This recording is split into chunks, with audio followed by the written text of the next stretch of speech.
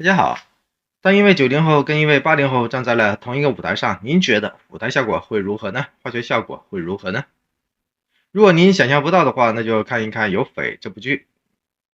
因为当80后的赵丽颖跟90后的王一博站在同一个舞台上的时候，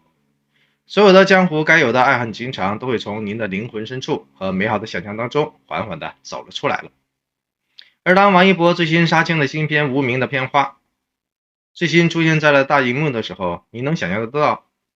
80后的王全军跟90后的王一博会迸发出什么样的火花来呢？除了宣传刚需的各种一边倒的吹风和造势之外，实际上一种看不见的硝烟已经弥漫开来了。